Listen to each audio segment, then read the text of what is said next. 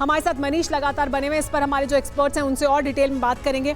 लेकिन मनीष, अब अगले 1 से 2 घंटे बहुत अहमियत रखते हैं क्योंकि मौसम पहले ही ख़राब है, विजिबिलिटी बहुत कम है, रेस्क्यू ऑपरेशन को बहुत तेज़ कर दिया गया है, लेकिन मुश्किल बहुत है सामने।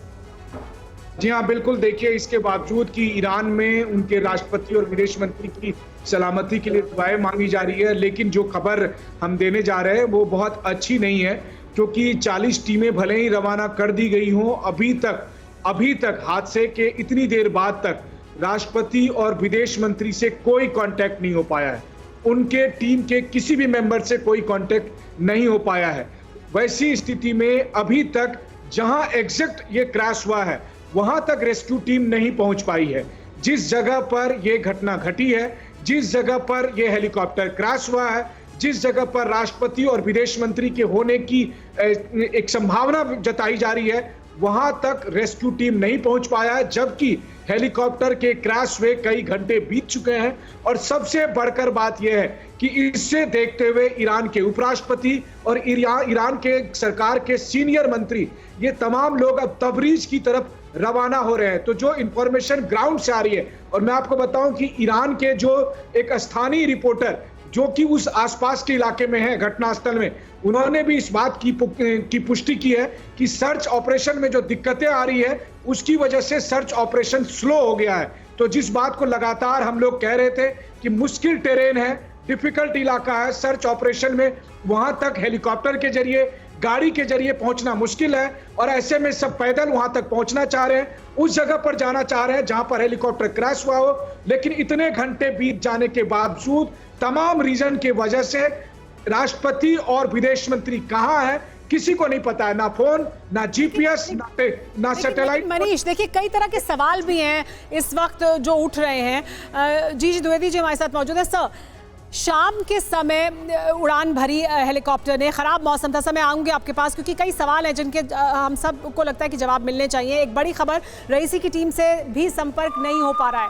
देखिए, किसी भी तरह का संपर्क नहीं हो पाया है। राष्ट्रपति रईसी से अब तक संपर्क नहीं हुआ है, उनके टीम के किसी तरह से संपर्क नहीं हुआ है, यानी वो तमाम लोग जो हेलीकॉप्टर में सवार थे किसी से संपर्क नहीं हुआ है। उनके पास सैटेलाइट फ़ोन्स मौजूद हैं, कम्युनिकेशन के तमाम और उपकरण मौजूद हैं, यानी अगर उनका किसी भी तरह से संपर्क होगा तो जल्द से जल्द उनकी सलामती की जानकारी ज़रूर दी जाएगी। लेकिन अभी तक संपर्क नहीं हो पाया है राष्ट्रपति रईसी या उनकी टीम के किसी भी सदस्य से, या हेलीकॉप्टर में सवार लोगों में से किसी से भी अभी तक कोई संपर्क नहीं हो पाया है, और ये अपने आप में चिंताजनक है। सुमित, देखिए, शुरुआत में ऐसी जानकारी सामने आई थी कि एक बार फ़ोन पर बात हुई है या एक बार संपर्क हुआ, लेकिन उसके बाद कोई संपर्क नहीं हुआ। क्या आपको लगता है कि एक्चुअली संपर्क हुआ है? क्योंकि अगर संपर्क होता तो लोकेशन भी मिल पाती या कुछ सलामती के बारे में जानकारी मिल पाती। देखिए, यही सबसे बड़ा सस्पेंस है, क्योंकि अगर सैटेलाइट फ़ोन से भी संपर्क हुआ था तो उनकी लोकेशन को आइडेंटिफाई करना डिफ़िकल्ट ज़रूर हो सकता था, लेकिन इतना मुश्किल नहीं होता। लेकिन अभी सबसे बड़ा चैलेंज, क्योंकि देखिए, हम जब बात करते हैं रेस्क्यू ऑपरेशंस की, हमने ऐसा देखा है अरुणाचल प्रदेश में भी जब इस तरीके के हादसे हुए हैं तब हमने रेस्क्यू ऑपरेशंस की वहाँ पर चीज़ें देखी कि कैसे हालात बदलते हैं। खासतौर पर आपको जनरल बिपिन रावत का एग्जाम्पल मैं दे रहा था, क्योंकि मैं मौजूद था वहाँ की कोर्ट ऑफ इंक्वायरी में। जो अक्सर ऐसी जगहों पर पहुँच पाना ही सबसे बड़ा चैलेंज होता है, और आप देखिए कि करीबन 2 से 3 घंटे का वक्त निकल चुका है। करीबन 7:30 बजे ईरानियन टाइम के हिसाब से वहां पे सन पूरी तरीके से डाउन हो जाएगा, वहां पर कोई विजिबिलिटी नहीं रहेगी, और रात में तो फिर भी आप मान के चलिए कि कुछ भी नहीं दिखेगा। तो ऐसे में 40 टीमों का उस लोकेशन पर पहुंच पाना, उस लोकेशन को आइडेंटिफाई कर पाना और राष्ट्रपति को निकाल के लाना बहुत बड़ा चैलेंज होगा। ऐसे में सुमित, रेस्क्यू ऑपरेशन को क्योंकि और तेज किया जा रहा है, एक और बड़ी जानकारी सामने आ रही है, एयर एम्बुलेंस को भी क्रैश साइट के लिए रवाना कर दिया गया है। यानी हर तरह की परिस्थिति के लिए वहां पर एम्बुलेंस भी भेजी जा रही है, एयर एम्बुलेंस भी भेजी जा रही है, ताकि जैसे ही राष्ट्रपति रईसी या उनके साथ मौजूद किसी भी व्यक्ति से संपर्क हो या उन तक पहुंच पाए तो फौरन उन्हें वहां से रेस्क्यू किया जाए। लेकिन अभी दिक्कत सिर्फ यही है, मुश्किल सिर्फ यही है कि उन तक पहुंच नहीं पाए हैं।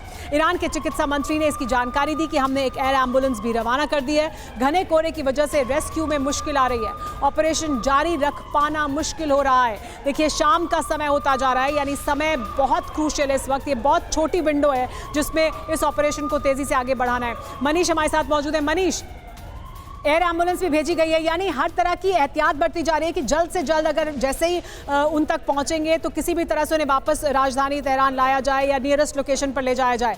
लेकिन बड़ी चुनौती तो यही है कि कैसे उन तक पहुंचेंगे, अभी तक उसकी कोई जानकारी नहीं है। बिल्कुल, देखिए जैसा कि हमने अपने दर्शकों को बताया था कि एयर एम्बुलेंस को भेजने की, वहां पर उस इलाके में लैंड कराने की कोशिश की गई थी, लेकिन वो संभव नहीं हो पाया। और इस वक्त एक और बड़ी खबर आ रही है